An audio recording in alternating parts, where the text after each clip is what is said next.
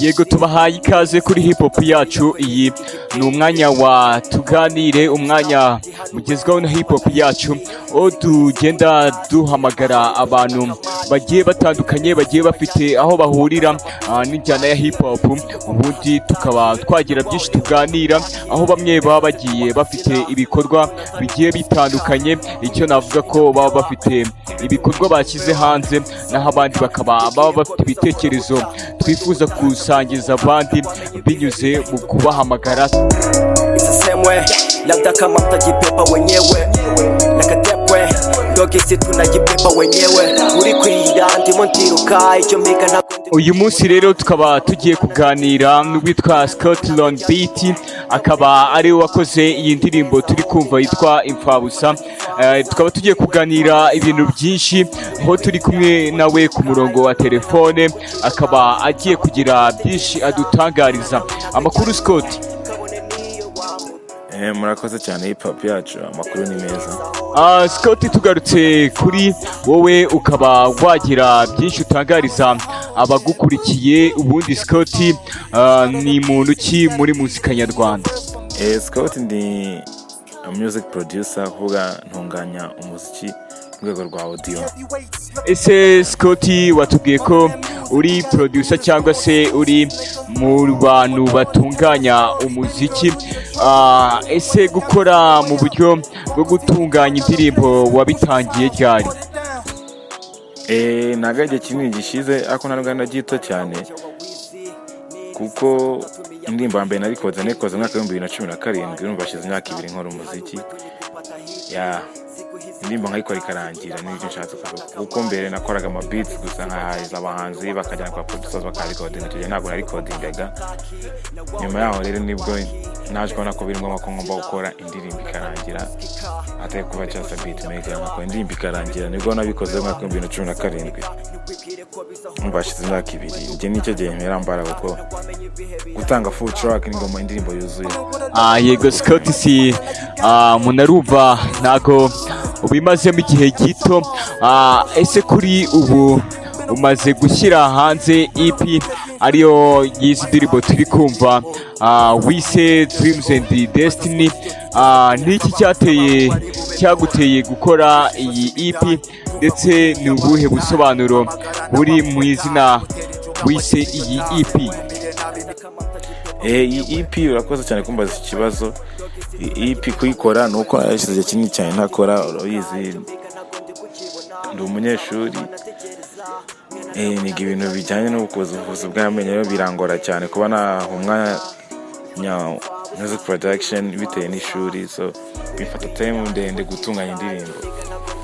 Rero nayo mbonye n'igihe kinini gishize ntakora, urumva nanumeka gukora irizinga tracks 2017, nkaba narizinga sanze z'abahanzi baba bampaye, wenda zitazagera kure cyangwa se zitere abazimenya, babigoye kuvuga ngo umuntu arahari.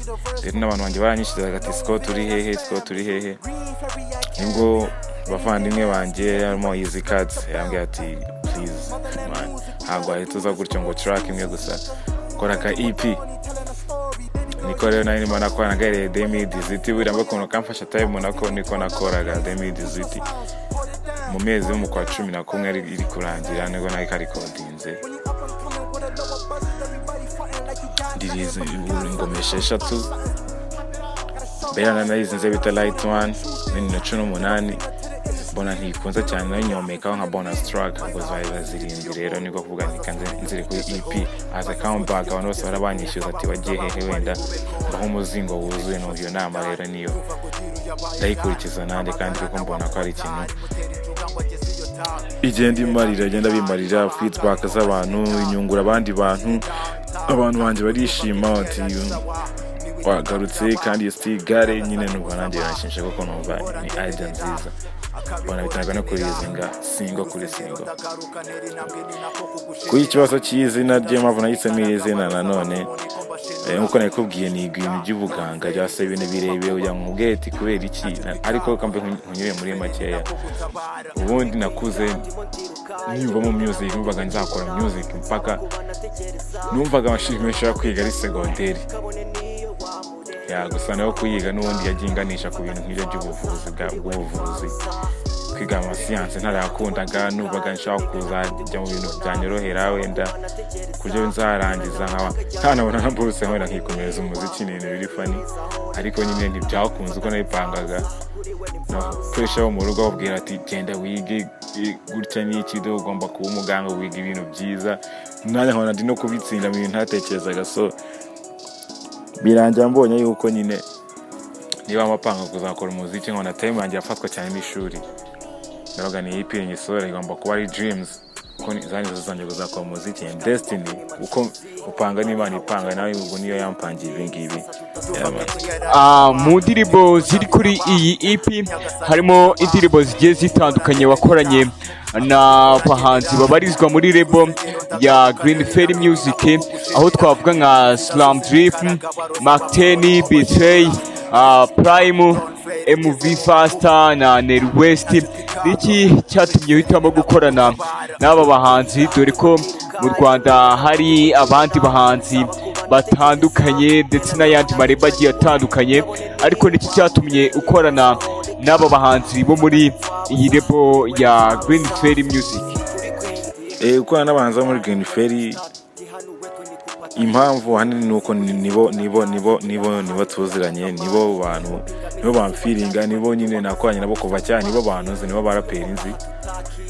Sivuga ko wenda nta bandi baraperi nzi indi mizigo yabo, icyo nshaka kuvuga nuko nibo bantu twakuva cyane, nibo twakoranye n'indi indirimbo nyinshi mfite zihanze z'abaraperi, nibo bantu naziri code nzohereye ku ihene mbi, ni yarimo Bushari, yarimo ba Slim Drip, Betray, icyo gihe nayo yarimo indirimbo nayo yasohotse kwa muri Green Fairy, gusa indirimbo yitwa 24 hours yarimo wa Slim Drip, 24/7 yarimo wa Slim Drip, urumva ni abantu tumenyeranye.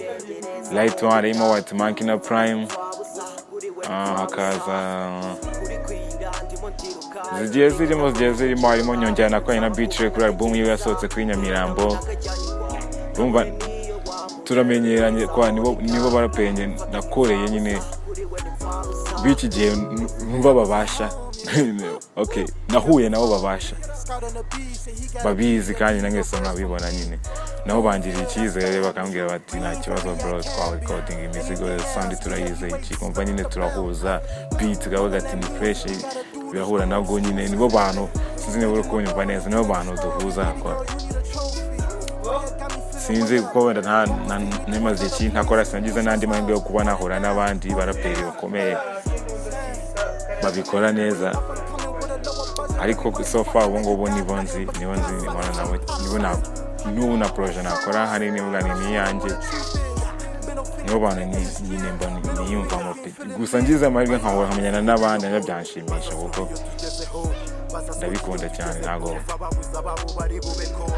yambe ari ugutagetinga mane wa cyambere icyo we need to do, nshaka nyine gukora ibintu byiza kandi n'abantu beza b'Abanyarwanda, ibintu bishyashya bakabyumva, ino njyana ya hip hop ya trap music ikaba yatera imbere.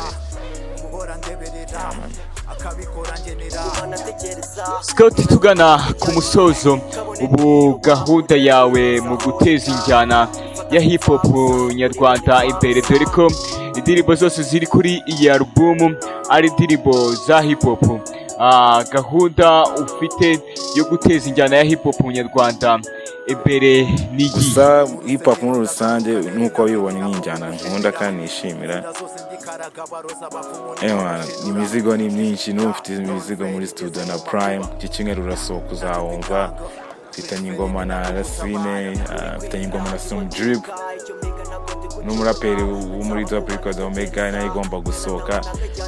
Ndimo twari recordinze mbere yuko ibira byose bipa byabaye kuri Bushari na Slim Drip.